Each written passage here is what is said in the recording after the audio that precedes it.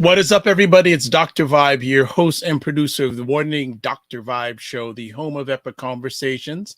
And I'm the host of Epic Conversations 2020 Best Podcast News Award winner, 2018 Innovation Award winner given out by the Canadian Ethnic Media Association. I also co-host and co-produce the only online show in the world for dads and fathers that's sponsored by Dove Men Plus Care. And as always, I'd like to say you're blessed, highly favored, a magnet for miracles, and a solution for someone's problem.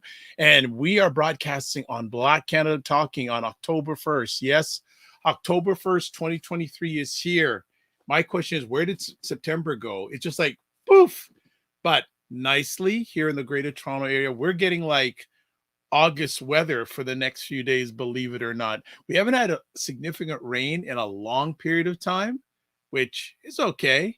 But the temperature is going up for the next few days, so we're enjoying it. Usually when I'm broadcasting at this time of year, I've got to maybe wear a half zip, top or something. I'm in short sleeves today, but I'm just cooling out. But we're here for Black Canada Talking. And Black Canada Talking is a long online event that provides Black Canadians the opportunity to give their takes and POVs on stories that are of importance to them. And also, we like to spotlight wonderful Black Canadians that you need to know about. And today, we have another new friend. To you all, yes. To me, no. We have Monifa Brooks. She's a co-founder and principal of Garabyte Consulting. Garabyte Consulting works with companies to build programs and processes, that protect personal data. She is passionate about enabling more innovation while ensuring compliance with privacy obligations to build customer trust and confidence. She's the advocate for privacy awareness and volunteers her time with various schools, boards, and nonprofit organizations across Ontario, educating high school students about the importance of data privacy. Monifa is an alumni of PWC, Pricewaterhouse. I don't know what the C stands for. Maybe that she'll tell us.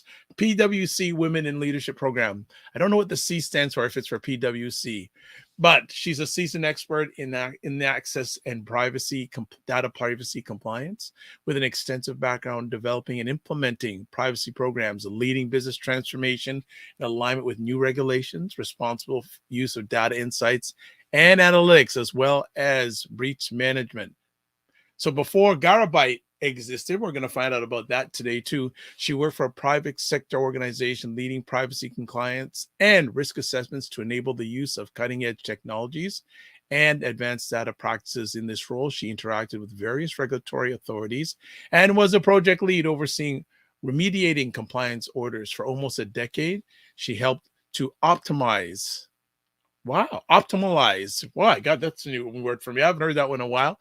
All aspects of privacy program, implement CASL compliance regime, implement technology solutions, and manage compliance for the unsolicited telecommunication roles. Hey, and she's got some detail backing up some letters too here. Her unique combination of regulatory compliance, risk management, process improvement, and project management allows her to find practical solutions for any business. She holds an International Association of Privacy Professionals, Certified Privacy Professional Canada, and Certified Information Privacy Managed designations. She's also a member of Six Sigma Green Belt Certified. Man, I haven't heard about Six Sigma in a minute. But so you can say this lady knows what she's talking about. So if you're online, put your hand up. Okay. Very people aren't online. Today, we're going to get some deep dives about data privacy, whether you're a business, whether you're a solopreneur, whether you are just all by yourself doing your own thing. So let us bring up to the digital stage, Ms. Monifa Brooks. What's going on? Happy Sunday, and thank you so much for having me online with you today, Dr. Vibe. Fantastic. And I see there are people already here. Did you bring people with you? I did. I'm hoping my brother is one of the people. Well, you know what? Anyone who's watching, especially if you're watching live, put comments into your comment section wherever you're watching this and tell us where you're chiming in from. So happy Sunday. And we chatted before we went live, and we last spoke just this past Friday, and Monifa said, "Oh, I'm going to be up to all hours on Saturday." I go, and her husband was in the background, and I just said, you gotta tell her to just shut it down every once in a while. So before we came on live today, he was up till hours and she was up all hours on Saturday. Excuse me? Yeah. You know, when you own a business, you get flexibility to have some control over your schedule. However, there are some things that happen that, you know, step outside of the bounds of your control. And we have learned to kind of just go with the flow, get it done, and take it in stride. So my usual bedtime is 9 o'clock. So, you know, but it does happen. Okay, so this past week, when did you get to bed at 9 o'clock? I did not get to bed at 9 o'clock in this past week, Okay. but in previous weeks. Okay. All right. So this is just one of those off weeks, right? It was an anomaly. It's not my norm. Anomaly.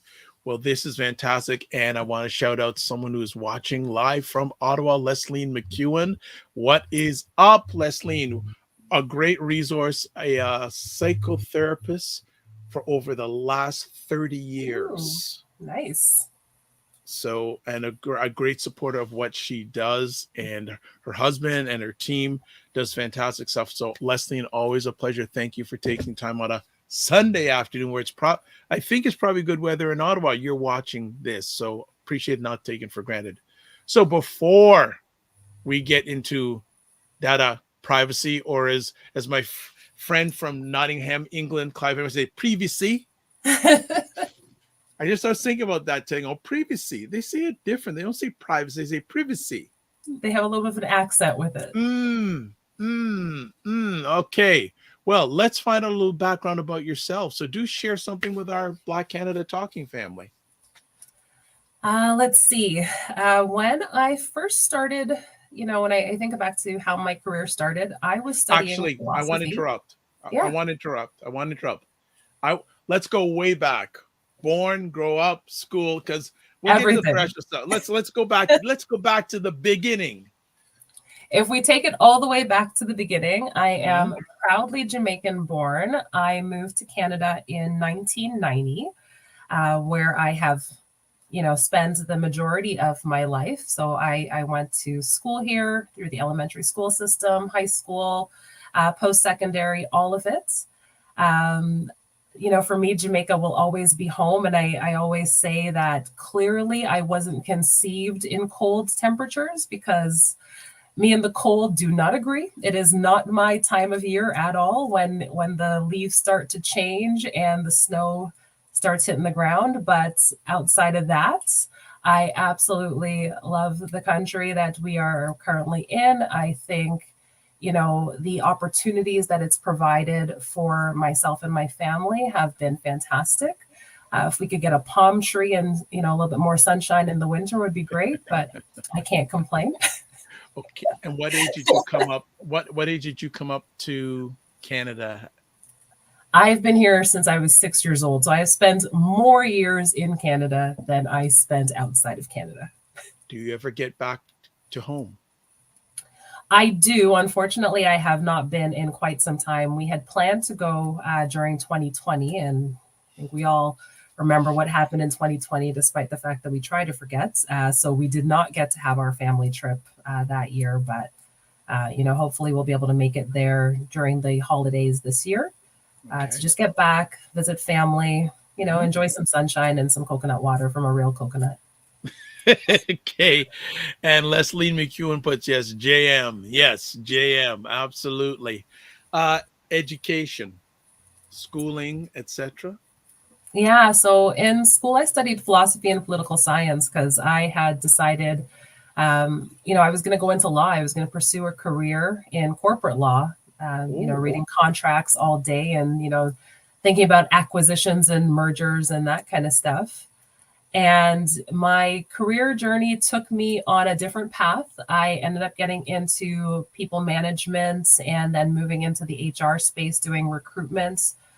And that ended up taking me into a space where I was working in process improvements, which then brought me to a space where I was working in regulatory compliance. And it kind of took me a little bit full circle. So although I didn't end up back in the legal space, I ended up working in the regulatory space where it was like, okay, you know, I'm reading contracts, I'm going through legislation, and it's actually quite interesting. And learning about data privacy, because I was one of the people, like many, you get terms of service and privacy policies all the time. You just click through them so that you can get to what you're actually trying to do. But then learning about it in the context from a work perspective and actually having to create some of these policies and procedures, I was like, this is actually some pretty interesting stuff. I like it. It's interesting to understand just what can happen with data and the importance that companies need to protect the data that they're entrusted with, because things can go incredibly right, but things can also go incredibly wrong. So it just ended up being a really interesting space that I loved and decided I never wanted to leave. It sounds like this was a natural progression for you. It was, and it's interesting because although, like I said, my career has taken me kind of all over the place. For me, everything has kind of just built one thing on top of the other, and has just allowed me to gather all kinds of skills that I find that I'm using now on a daily basis, owning my own company. Having project management experience and process improvement experience has really been a benefit when you think about how you grow a company and things on track in terms of managing different clients and different objectives and deliverables and due dates. So, even if you think about experience doing recruitments, I'm not at a stage yet where I'm necessarily concerned about hiring, but those are also skills that you're going to need when you think about how you're growing your company and, who you want to work with and how you're going to acquire the team that you want to work with and build that team and coach them and develop them. So everything has just been a natural flow, nothing before its time. My business partner and I, when we initially started talking about doing a business together, we had already worked together for about 7 years, which for me has been a huge benefit because during that time where we were working together, we already kind of, I think, went through the growing pains of that partnership type relationship. So now that we have stepped out on our own and have our own business, we have a relationship built on trust where we work so well together. We know each other's strengths, each other's areas of opportunity. We're comfortable backing each other up and, being that support for each other, which I think has been, just huge in terms of making us comfortable even wanting to own a business and take that step, because not going to lie, it was very scary. The idea of, leaving the certainty of, your biweekly paycheck with any company to say, okay, yeah, we're going to go and do our own thing, not knowing if you're going to have any clients at all, right? That was scary, but being able to do that with a business partner that you trust and you feel comfortable with has been huge for me.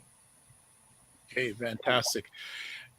So family, we had some things we wanted to chat about, but there's just more later layers now that have just been added in regards to this. So because there's now an entrepreneurial aspect that I want to get from your lens also. But first things first, what is the definition from your lens of data privacy? So when I think about data privacy, it's the right to have some control over how your personal information is collected and used. Data privacy focuses on the use of the information and how it's being processed. Things like putting policies and procedures in place to ensure that everything is being collected, shared, and used in appropriate ways that the consumer or the individual would expect. It's a space that I find often gets confused with security. So whereas data security is more focused on malicious attacks and hacking and the exploitation of stolen information, data privacy is all the layers around that make sure that you have proper governance in place. So you need the security, obviously, because you have to make sure that people aren't stealing your digital information. But the data privacy extends beyond the digital space, because a company can have a breach of personal information that has nothing to do with digital data. Like somebody could walk into an organization and walk out with a bunch of paper files, as an example, right? That would be an issue from a data privacy perspective and not a security perspective, not a cybersecurity perspective anyways. So from what you said, and correct me if I'm wrong, it sounds like security is more defensive and data privacy is more on the offense. You're taking initiative. Absolutely. Absolutely. And that's probably Wow. like the best way of describing it. I love that analogy. It's doing all the proactive measures to make sure that you've got a strategy in place. I'm for hire. No, sorry. Yes. Next call. You need people to explain it to you. Offensive and defensive. Oh, wow. Yes, I love that. I'm very humbled. Well, I'm sure you'll watch this on the rewatch. I got to take that out and use it in my next presentation. I'm already making a note. All right. It's all good. It's all good. Then let me ask, what was your first? Well, see, this is interesting. Okay. What was your first step in the journey in the world of data privacy? Was it on your own or was it with the company you formerly were with? It was actually through my previous employer. Okay. So, and this is even before I had joined the regulatory space. At the time, I was doing, I had taken on a management role in the Office of the President, supporting regulatory complaints. So these are consumers who had either gone to the Better Business Bureau, the CRTC, wow. the Privacy Commissioner, you name it, to complain about something that the organization had done. So my job was to support the team that was working with the investigators to make sure that either we corrected the issue or we explained why we weren't in the wrong and brought things and brought a peaceful resolution to the complaint. So that was kind of like my first experience with it. And in fairness, when I had taken on that role, I think it was like within the first week of that job, someone was saying something to me about PIPEDA. And I was so confused. I ended up having to Google it later. And of course, that's when I learned that, well, PIPEDA is what is our federal privacy regulation here in Canada. And I was like, okay, so I clearly need to learn about this because I've now disregarded way too many privacy policies. And this is going to be a huge part of my portfolio. So I need to learn what on earth is going on in that space. Okay. All right. That's fantastic. And for those who want to get in touch with Monifa, there are some ways: website, LinkedIn, email. So we'll get to that. Then, and now I want to jump a little back into the entrepreneurial thing. Making that decision to become an entrepreneur in this space. Can you give us a little background as you can look back to that moment or moments? Yeah, it's interesting because the conversations, I will say, definitely started during the pandemic, where it was just kind of like, I know that working in data privacy is what I want to do. I knew I no longer wanted to do it at the company I was with, but I knew I wanted to continue working in data privacy.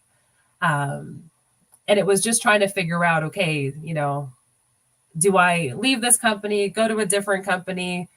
Is it really going to be that different in terms of, what are you actually working on and providing me the breadth of exposure that I wanted from a privacy perspective? And I came to the conclusion that it really wasn't going to matter what company I had decided to work for. So it just made more sense to go into business as an entrepreneur, to give myself the opportunity to really work on the types of files and supporting the types of companies that more aligned, I guess, with my own vision and my own goals and my own values. I wanted to help companies that really don't have the access to their own in-house privacy support, to actually get them to a space where they can be compliant, be more innovative, while also respecting people's privacy. I find a lot that startups have so many really, really great ideas that can bring technology and advance in so many ways, but they don't necessarily understand the data privacy piece. And and Facebook is a primary example of this. You had something that was an amazing idea, but had they had the knowledge to have privacy built in by design, that platform could look really different today and might not be facing some of the regulatory backlash that they're faced with right now, and all the ways that they haven't respected personal information. Nice, nice. Leslie McEwen brings up a really good point. Privacy and confidentiality of client information precedes everything else in mental health and the healthcare Absolutely. space in general. Great point, Absolutely. Leslie. Great, great. A lot of people don't think about that. Very, very important point. Thank you. We have such wonderful people watching the conversation. And I love that she's aware of the fact that, you know, we, on a global scale, there are so many great privacy regulations specific to healthcare to make sure that we're protecting, you know, some of the most sensitive information that's out there. Nice.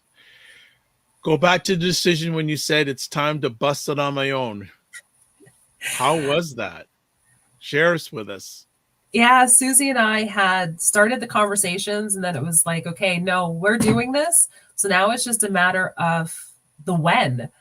And, you know, I think for both of us, we really just started to take a look at what are the things that what do we value? We value our family time. We value the ability to have balance. We value the ability to, you know, help companies that we better align with. So the time is now, realistically, because the other option is staying in an organization that you don't necessarily align with. And if you don't act in the now, like you're gonna be stuck, and you're never going to make that leap. So you've got to make the leap. And like I said, I mean, it was scary, especially because my husband and I actually decided to both be entrepreneurs, like at the same time. So it's like, okay, so, you know, you don't have company benefits anymore, and we've got children. So, you know, and we've got a daughter with braces. So it's like, you know, like you really got to like take all these things into consideration. But at the same time, I just knew it was what made the most sense for us as individuals, but just also in terms of, you know, what's the legacy I want to leave for my kids? I want to be able to show them that, you know, yes, I'm putting in that time, but I also now have the ability to balance it and be there for your volleyball games, as an example. You know, my son did track and field. So like my son's in post-secondary now, but he did track and field in elementary school. And it was really only this year that I realized I have never gotten to see him do any track and field in his entire you know, elementary school, because I was always at work, and I commute, like I live outside of the city. So I would do the commute into the city for work, do that commute back. You're looking at about an hour and a half each way. So you end up missing out on a lot of things. Whereas now, like, I can be at everything for the kids, but also still have a career, you know, earn a living and work in a space that I'm actually passionate about and I enjoy. So, you know, for me, although it was scary, it ended up really being a no-brainer, and one that I wouldn't trade for the world, because I now actually get to participate in all the things that, you know, I've always wanted to, and never realized just how much of it I guess I was missing, because you just, yeah, you don't know what you don't know. If I say okay, I'm going to give you a term, and I'm going to ask you, if you can, how would you answer it 5 years ago, and how would you answer it now? Okay? Yeah. I'm going to give you this term, quality of life. 5 years ago. Yeah. So if I'm being honest with myself, 5 years ago, you know, we're thinking pre-pandemic, I don't think I would have thought my quality of life wasn't good. I've had this conversation with a girlfriend recently. We were talking about the fact that, you know, pre-pandemic, you were just like on the go, like all the time. So again, you're doing that commute to get into work. You're spending that hour and a half back sitting in traffic. Then it's like you get home, it's already like 7, sometimes maybe even 8 o'clock. Now you got to think about, okay, you know, who's eating what, and, you know, what homework do I need to check? What forms do I need to sign?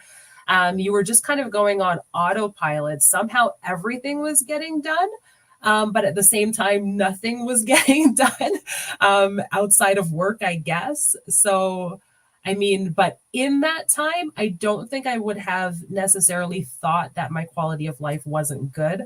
If you had asked me 5 years ago, I probably would have said I was executing on all cylinders because I was still somehow managing to get it done. It was a whole lot more late nights 5 years ago than now. I don't think I had a bedtime 5 years ago because I was like always working around the clock and, you know, still trying to get stuff done with the kids in terms of their extracurriculars and whatever. But it was definitely more chaotic. The pandemic forced everything to just kind of stop. And, you know, as much as I don't like the time that happened during the pandemic, I appreciate the fact that it gave me an opportunity to reimagine what life could look like in ways that I hadn't thought about before, and really set limits for myself around how I'm going to use my time, what that's going to be used for. And it's interesting because in some self-reflection that I had even just over the weekend, when we spoke on Friday, you said to me, you know, how are you managing your energy, when I told you some of the new initiatives that I was trying to take on. And it got me thinking, because I realized that even though I'm not like, you know, crazy go, go, go all the time anymore, I think subconsciously I'm trying to find new ways of reintroducing that to my life. I don't know, like maybe it's simply because it's what I knew before. So it's like almost become like a second nature to me now, but it doesn't, it's familiar, right? So I think I'm like seeking out ways to like get that back. And I realize like I don't need to do that. It's not necessary, and it definitely wasn't healthy. So you know, I genuinely appreciated that conversation that we had, because it reminded me like, you don't have to do that. It is okay to have time to sit and watch a television show, which is something that like I never had before. Like I had what used to be like this laundry list of shows that I'm like, oh yeah, I'm gonna like eventually watch that one day. So like I am just now, like I want to say within the past year, catching up on shows that are probably like 10 years old, because, you know, like my list was that long. I simply never had time before. And now that I do have the time, I'm like, I find myself, I guess, subconsciously finding ways to remove that time. So, you know, I appreciate you for just, you know, bringing that to my attention, because why shouldn't I sit and watch a television show and do nothing else? So would you say that the pandemic has made you better? Yeah, and definitely I think it has, and just, you know, allowing me to reimagine what life can look like and really assess, as you put it, how I'm managing my energy. And I want to say I'm trying to do a lot better at how I'm doing that now versus how I was doing that 5 years ago. So although 5 years ago, I didn't know that I wasn't having a balanced life, I'm very much conscious of that now, and like definitely trying to do better at how I approach, you know, my current space. All right. Well, we're going to take a short break. I know everyone thought, why are you talking about data privacy? We're going to get to it, but this is an important thing, family. You should be hearing about, you know, Monifa's talking about getting her time back, getting some of her life back. So regardless of data privacy and all that, this is very important. But what we're going to do is we're going to take a 90-second break. When we come back on the other side of the break, we are going to talk about data privacy. That's what you're here for. I know. I'm going to ask Monifa some things like compare the profession now to when she first got into it. What are some best practices when it comes to the world of data privacy, and also diversity in the profession? Because I am very curious to hear about diversity in this profession. But we're going to take a 90-second break. Keep it locked. Go get your water. Go to the bathroom, cook, whatever. We'll be right back. Hold tight. You know, and that's what I feel like. You feel like you're the Harriet Tubman of the mind. I am. I feel like I'm one of the Harriet Tubmans of intelligent Black people. Like I want to liberate y'all from like being left behind and ignored and oblivion. No, really, the rappers get all the attention. You know, seriously, does anybody else feel this way? Like ignorant Black people they'll be all up, getting all the headlines on the Shade Room, Overly and sexualized black over folks. like the twerkers and the just people that don't always represent the best of us. The diversity.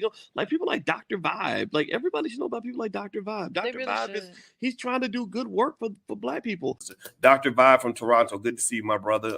Dr. Vibe. Everybody follow Dr. Vibe. He has a great show. He's very good at what he does, and I have a lot of respect for him. Okay, so let me hop into this. What's up, Dr. Vibe? How you doing? Everybody, if you see Dr. Vibe in the chat, everybody go follow the Dr. Vibe show. Dr. Vibe is a real smart brother and a good human being. I like the guy a lot, and he's very intelligent. And I think everyone should pay attention to what he's got going on. We got to shine the spotlight on the intelligent Black people out here that are really doing the good work. Don't just pay attention to the rappers and the celebrities. A lot of these people are losers. Your true winners are your people in your community that are really having your back, helping us to have stronger families and a stronger community. So Dr. Vibe is in that category. So you might see the Dr. Vibe show in this chat. If you see him, please go follow him. Okay. All right. So anyway. Hey, we are back, and we're talking about data privacy, or if you're in England, data privacy with Monifa Brooks. Before we get back to things, a few things. If you haven't, please subscribe to the Dr. Vibe show on YouTube and hit the notification button so you get notified of epic conversations like this. Also follow the Dr. Vibe show on Facebook, LinkedIn, and Instagram. Also, to advertise your business, product, or service on any of the platforms that I host epic conversations on, please email dr.vibe at the drvibeshow.com. Let's get back to the star of the show. Star of the show. So, data privacy. How has the world of data privacy changed from the time you first put your lovely toe into it, now when you have both feet and all body into it? I'd say the biggest change is that it went from being something that people had probably never heard of, never thought of, to being something that is like on the top of mind for so many people right now. When we think about just how much technology has changed and, really become embedded in our lives, the internet and all the advances, personal information is collected, used, shared, and transferred, whether we're conscious of it or not. And it has really started to be a part of day-to-day conversation. So I'd probably say that's the biggest change. If we think back to, as just an example, like when Facebook first launched, like I had mentioned before, no one was thinking about privacy and protecting personal information at that time, which is why there really weren't that many regulations that were speaking to how information can be shared and collected and when and from whom, and, like what age do you really need to be before you can, consent to having your information shared in that way. No one was thinking about that back then. And then 2015 happens and we've got the Cambridge Analytica scandal when, we find out that, they were doing all these things with information and it was being used in ways that were, just being used and collected and put together with other details about you that could influence you then based on knowing certain things about you and making sure that certain things were presented to you to get you to act or respond in a particular way. Had people been thinking about data privacy at the start of all that, we could have avoided it. But again, it just wasn't a conversation that people were thinking about because no one had ever really given any thought to what were those implications, right? So following all of that, of course, the GDPR in 2018, that's when Europe enacted their, what we now consider modern privacy regulations that had a more consumer or individual focus, really now talking about consent and also significant fines, right? So if I think about what else has changed, it's that the regulations now are moving more towards the individual as opposed to the company and the organization. And the fines for non-compliance are more significant than they've ever been. Canada still doesn't actually have fines for non-compliance with privacy regulations, although we do have fines for breach management. They're nothing in comparison to what's happening in the GDPR. And even Quebec, they've introduced Law 25, which has modernized their privacy regulations. They've also introduced significant fines. And something that's also interesting to note for Quebec is that unlike the federal regulations for Canada that focuses specifically on commercial activity and companies that engage in commercial activity, in Quebec, they've cast a much wider net, and it simply applies to all organizations, including not-for-profit, if you are processing, collecting, or communicating personal information of a Quebec resident. So when we think about what are those changes, I'd say it's the fact that the laws are trying to be more focused on the individual. They have introduced significant fines and penalties for companies who are not respecting privacy, which hopefully will make companies take a second look at what are they doing and how are they actually protecting the individual as opposed to just looking out for the bottom line. We could stay on for 3 hours, but I know you got a family. So, well, hopefully there'll be a part 2. But I have a question. You brought up so much here, but I just want to pick out something. Why does it seem from my lens that Europe is more progressive on data privacy than North America? Am I thinking wrong there? I definitely don't say that you're thinking wrong. They have been a leader in the space, right? Because again, they came out with their regulations in 2018. If I look at what's happening in Canada, so this was before the last federal election. We had Bill C-11 on the table, which was the Liberals' first attempt at modernizing our privacy regulations. And then because of the election, that died. It didn't go anywhere. And then, of course, the Liberals were in power again. So they introduced Bill C-27, which is slowly working its way through our legislative process. So we may, we'll knock on wood and hope that another election doesn't come and cancel that out. But we may see more modern privacy regulations here in Canada at some point. If I look at what's happening in the US, a lot of different states have put out their own version of modernized privacy regulations, like California as a huge example. They led I want to say they led all the other states in making sure that they had something, but it's been a very slow crawl. Whereas in Europe, they were just kind of like, especially after everything from a Cambridge Analytica perspective, they realized that they needed to take action and they needed to put regulations in place. And not only have they been doing that, but they've also really started taking a look at enforcement. So they're going after the Googles of the world and the Facebooks of the world. They're looking at with major fines. Right, major fines. And they're saying, you can't do this. You cannot operate in this way. And this is not how you can use the information that you're collecting from our residents. So they're definitely leading in this space. But I want to say that because of them, so many other countries around the world have started putting in place their own privacy regulations that are very much GDPR-like. Jamaica, for one, now has put forward their own. Oh, so are you leading that initiative? Oh, no, sorry, I would like to. But hey, I would very much like to have them. Nothing wrong in reaching out to see if they need a consultant. Right, I would very much love to participate in that space, but they, for one, they've moved forward with their own privacy regulations. See, family, she's not listening to me. I'm going to push her to do that, because you never know. You never know, but that's also true. You never know, but yes. But so many countries have really started putting out regulations now because they understand that we need to protect the information of our citizens, right? We actually need to think about how their information is being collected and how it's being used or misused, for that matter. Especially when you think about information of children that's being collected. As an example that I'll put out there, a lot of people use WhatsApp. Frankly, a lot of people just download all kinds of apps. Can I be honest here? I'm not a big fan of WhatsApp for one major reason. I get so much junk on it.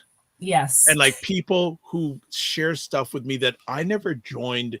You and I are not contacts, so and I get all this stuff, and it clogs up my phone. So that's actually what I was going to speak to, is like the contact perspective. So if you download WhatsApp, WhatsApp wants access to your entire contact list.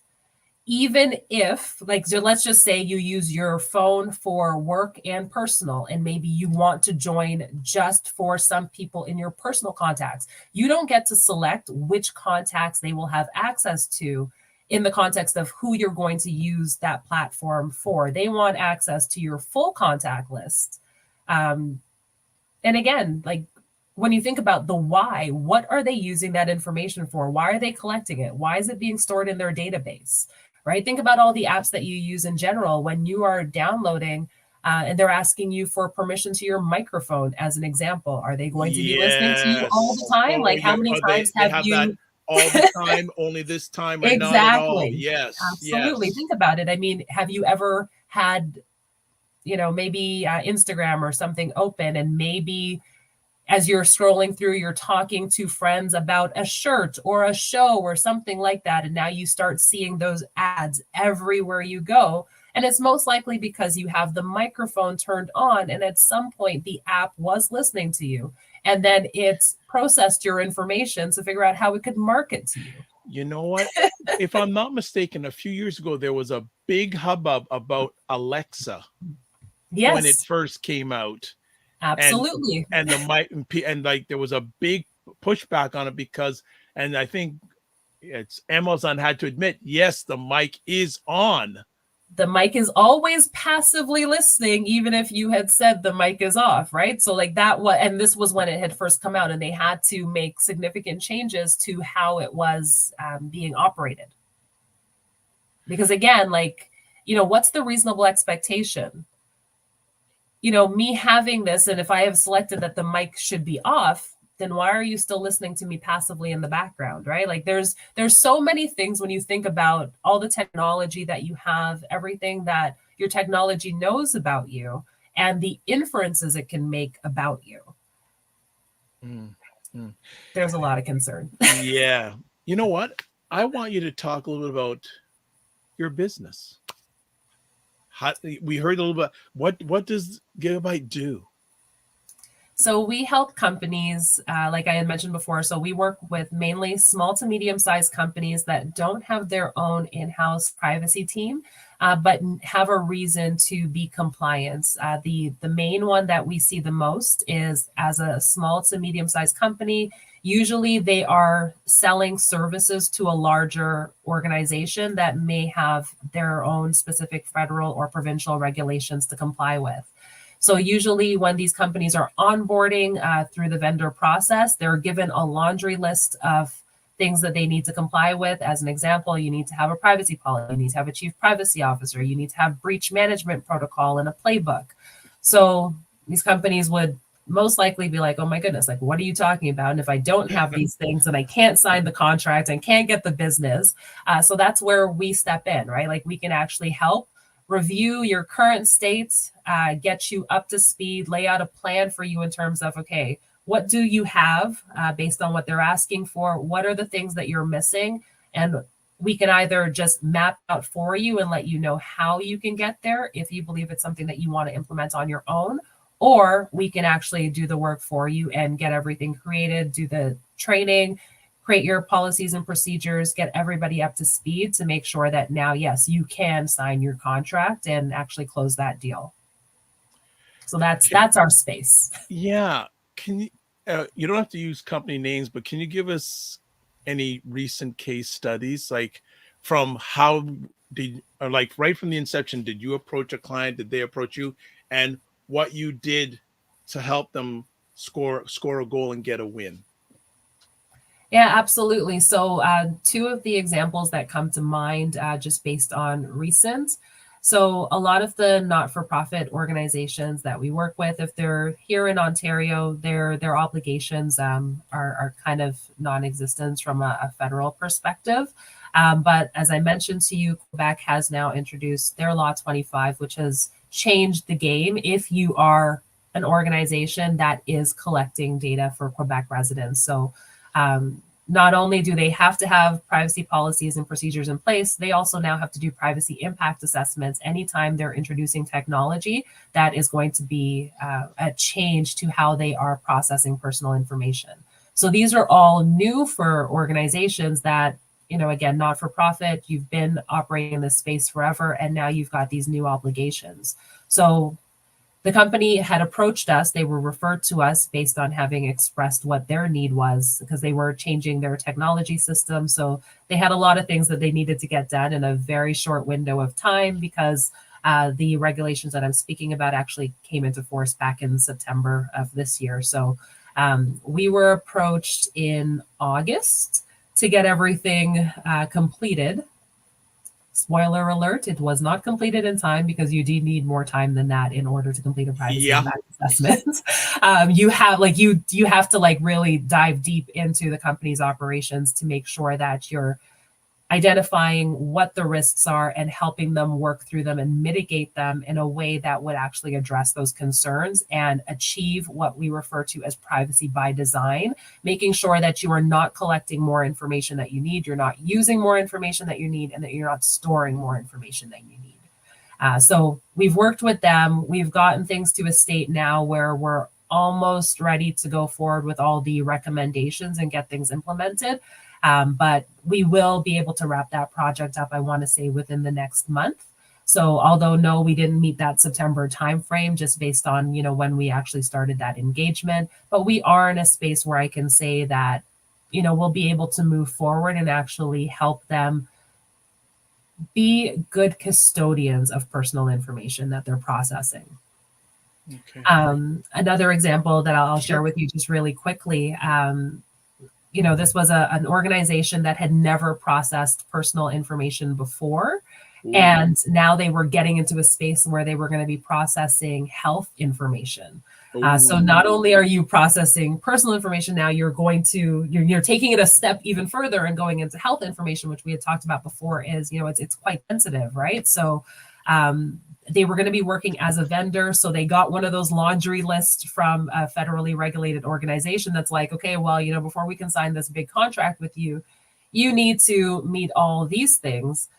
So they were kind of like scratching their heads, because they just didn't have these obligations before, because they were never processing that type of data before. So we were able to step in, assess everything that they had in place, what they didn't have in place, map everything out, but also do the implementation for them and put things in place. Wonderful. What has been, okay, actually, with you and Susie, what was the first big win? You know what? I will say our first big win was just getting the company started. Before the clients, before any of it, I would say our first big win was just taking that step to say, okay, like, we're done working for others. We're now going into business for ourselves, and being able to map out, you know, what's our vision? Who are the companies we want to support? You know, getting our website up and running, and, you know, starting to network for ourselves. Like, we've attended tons of privacy conferences before as employees for another company, right? And when you're attending those conferences, it was different as an employee. So this was, you know, our first year where we got to go as our own company and, you know, really take part in the sessions that were of interest to us. And, you know, like learning about different things in AI. Like, for me, truly, our first win was just being able to say yes to wanting to do business for ourselves and just jumping into it. That, for us, that was a huge win. Nice. You mentioned AI. Okay. Data privacy and AI. So see, family, we didn't discuss that time, but you just drop in there and say, I got to ask her about that, because you never know when you're going to get a hold of Monifa again. But what are your thoughts? AI and data privacy. Talk to our family. Artificial intelligence is here, and I think it's important that we get ahead of it. You know, we need to embrace it, but we also need to make sure that we take the time to think about its implications and as you know, a term that I mentioned before, think about the privacy by design element. How can we make sure that, unlike, you know, when we look at Facebook and Google, that we actually have thought leadership around what are the implications and how can we put the right controls and safeguards in place so that it doesn't go off the rails, right? We don't want to look back at this moment 20 years from now and being like, oh, you know, well, if we had just done these things then, we wouldn't be in that space. No, we have the opportunity now, as it is being introduced and being more widely adopted, to take that time, think about what are the regulations that we need to put in place, and actually do something about it to make sure that it's a technology that serves everyone,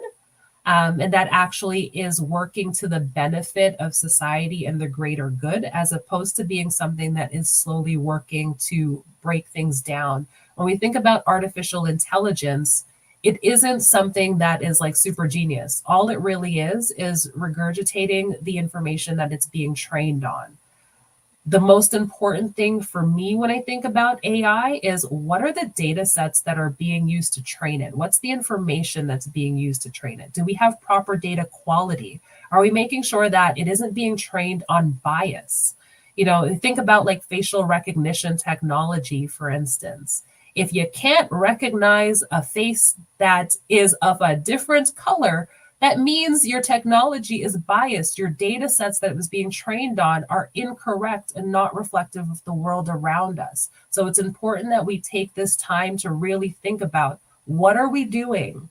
Have we actually looked and checked for bias? Do we have all the right people at the table participating in the conversations to make sure that we have the right safeguards and things in place? If we don't have those things, then we're going to end up and repeat the same failures that we did when we think about some of those other advances in technology and just what those shifts are. So we have that opportunity now. And, like you mentioned before, Europe, again, definitely at the forefront and trying to make sure that they're getting their heads wrapped around this and addressing the issues up front. So good on them. Excellent. Would be wrong if I didn't ask about diversity in your profession. You laugh, you're smiling. So let's put some words to that smile. Talk to us about diversity in the area of the world of data privacy. So specifically in the Canadian context, I can say, if I think like, 5 years ago, even, you'd go to a conference, you're not going to see that much in terms of representation. During 2020, I think a lot of companies in North America started to put more focus on inclusion and diversity and trying to have more representation and participation. So although a lot of companies, I think, are doing a great job in terms of the talk part, but what I have seen in the space is that it still lacks participation. Again, when I look specifically within the Canadian context, but people also can't participate in a space that they're not aware of. And again, I stumbled upon this, right? It's not something that I was like, oh yeah, I'm going to school for data privacy. No, I stumbled upon data privacy and then realized, okay, I actually like it and this is where I want to work. But you can't work in a space that you don't know about. So something that I had started doing during the pandemic was just speaking at different high schools and talking about what I do for a living and why I enjoy working in the space that I work in, because, it could spark something in somebody that's like, oh, hey, you know what? That's actually kind of interesting. And that's what I want to do. And that's how you start to change what that landscape looks like, is just by making sure that people at least have awareness. Because again, you can't participate in a space that you just don't know exists. You can't fake it till you make it, right? Especially when it comes to data. All right. Let me ask, as we begin to wind down the conversation, can you suggest some best practices for individuals and companies when it comes to your world or our world of data privacy? Because interesting, and people now more and more, if you go to a website, they talk about cookies. Yes. And you have a choice of what can be used. And even to, for example, when an Android or an iOS update their system, do you agree with the terms and conditions? How many people actually read the terms and conditions? Probably nobody outside of the space, to be honest with you, or at least most people just they just want to download and move on. They want to right? get on, yeah. They want to move on. Yeah, they're not really thinking about, okay, do you actually need access to this? Do you need access to all of the pictures in my library, or do you just need access to some of the pictures in my library? Do you really need access to my microphone? Tim Hortons is a really great example of this. They got in trouble. Didn't they also have a data breach in the last year or so too? Well, they did, but they also had a situation where they were misusing location data. So they said that they were only using location data while you were using the app, but it really turned out that they were collecting your location data all the time because they wanted to know, how often did you pass a Tim Hortons? Did you happen to pass a Tim Hortons today and go to a Starbucks? They misused your information and also misled people about how their information was being used, right? So there's a lot that's happening there. But if I'm saying, what are the tips and things that I would recommend for individuals? Passwords. Please stop using the same password for everything. I want you to really think about how are you protecting your online banking. If your online banking password is the same password that you're using for Instagram, no, wrong, stop it. Do not do this. Do not use the same password for everything. Also think about password hygiene. Don't have your children's name as your password, as an example, or your dog's name. Think about even the things that you share on social media. If your password is going to be your mother's maiden name, then don't have your mother's business all on your social media account so that somebody could very much just go and look you up, find out what are the things that you're posting on. Oh, okay, your dog's name is bingo. Okay, now I'm going to start using all these things to figure out your password. So just think about genuine password hygiene, not reusing the same passwords.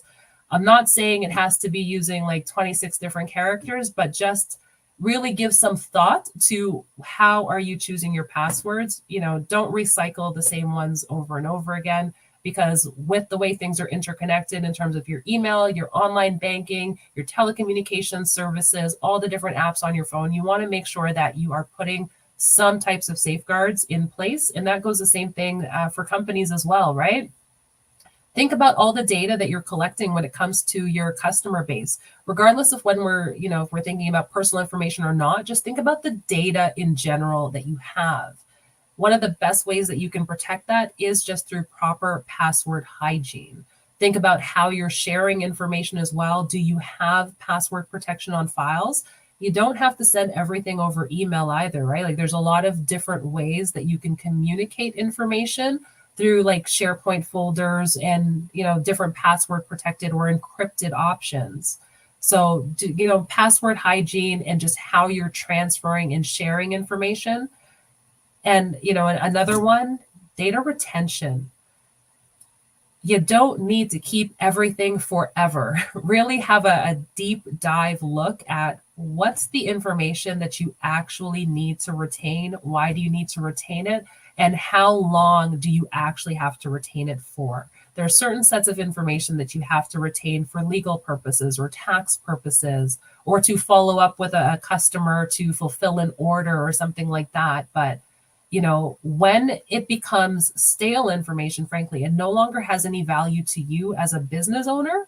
But in addition, it also makes you a sitting duck for cyber attacks and other types of breaches, right? So the best practice really would be to get rid of information that no longer serves a purpose. And this goes even in your personal lives. I have family members that have tons and tons and tons of invoices that, they've received as paper statements just lying around the house from 15 years ago. You paid that bill already, okay? There's no reason why you still have that information. And that's information that, heaven forbid, if somebody had broken into your home, they now have a lot of information that they could use to impersonate you and actually get access to your bank accounts and things like that, right? So you have to start thinking in these ways in terms of how can you protect yourself, or how can you protect your company? And those, I would say, are probably the top hits that I can give you in terms of how do you keep information safe. When you engage with clients initially and they give you basically where they're at when it comes to data privacy, do you see some common uh-ohs when you're chatting with companies, and what are they? The biggest one that I'd say I see from big company to small company is going to be that data retention. I actually know two. It's going to be data retention and access controls. And it's regardless of whether you're a small company or a large company, you really need to think about who has access to the information and do they need it. If it's not necessary for them to have access to it, then you need to set up systems that ensure that the only people who have access to that information are the people who actually need to know that information. And then from a retention perspective, like I said, if you no longer need it, in the example that I'll give you, a lot of companies will ask for information like your driver's license or a passport in order to do like a credit verification to sign up for telecommunication services. So once you've passed the credit check, they don't need to actually retain your driver's license information or your passport information in their system anymore, because the original reason for its collection was to make sure that you met the credit requirements. Once the credit requirements have been met, there's no purpose for retaining it anymore, even if it's an encrypted format. So it should be deleted. However, most companies tend to hold on to that information because they want to use it for a secondary purpose, as an example. But again, that leaves you open to a space where that information can be misused. And from an access control perspective, if you don't have the right level of controls around who can have access to that data, one of the biggest challenges that companies face is that no matter how much you invest from a cybersecurity perspective, if so much as one person clicks on a malicious email or a phishing attack that allows something into your organization and into your network space that shouldn't be in your network space, because of the access controls that you have, now that malicious actor or that malicious software can have access to data that you'd rather not have out there.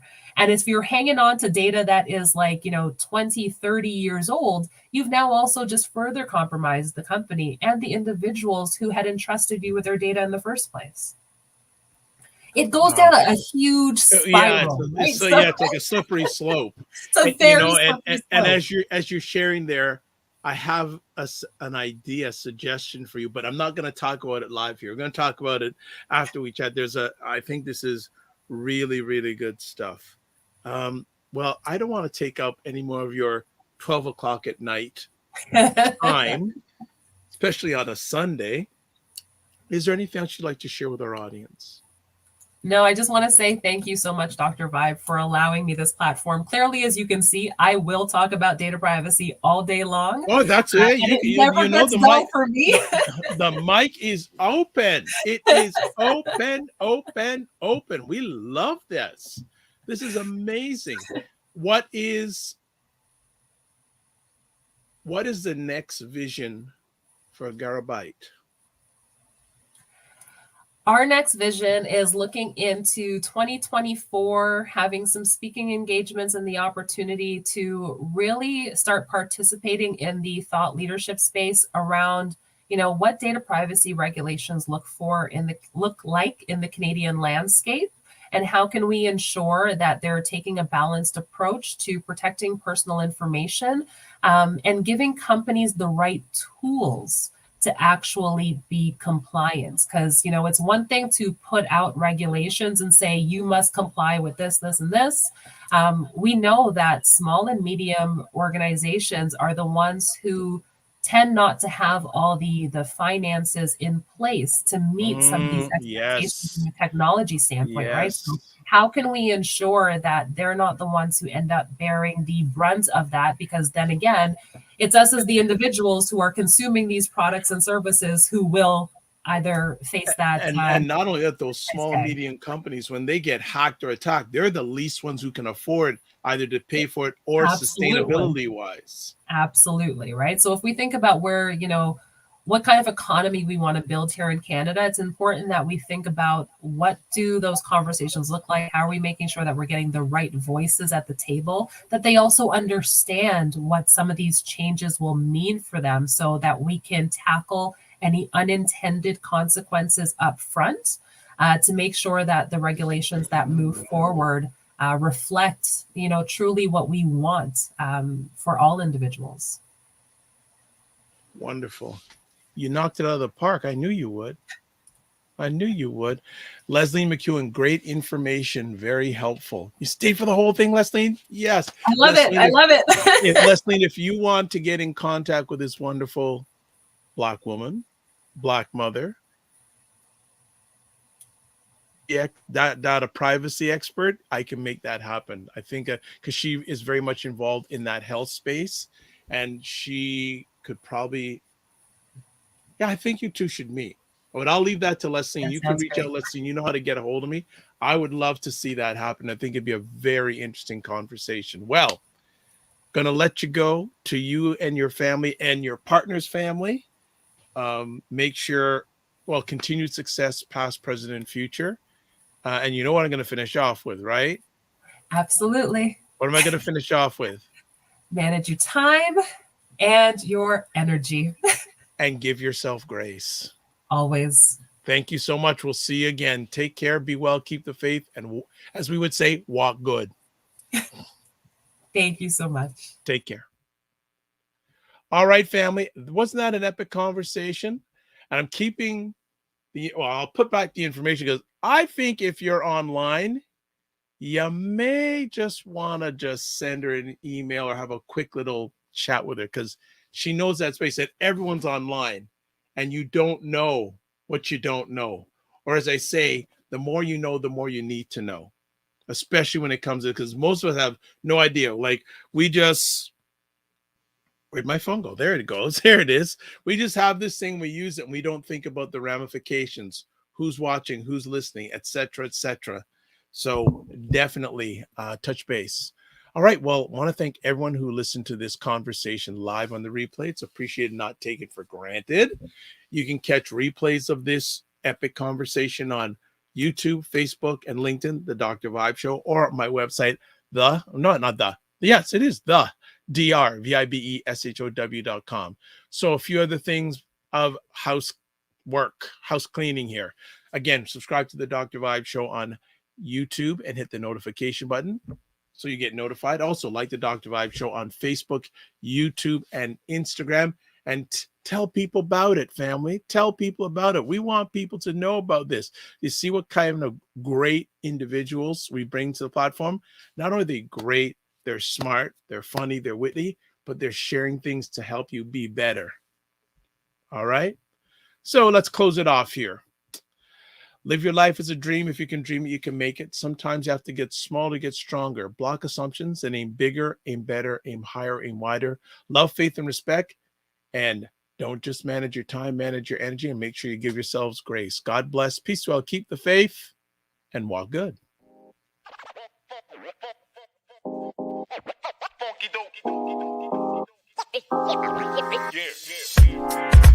Yeah. Listen.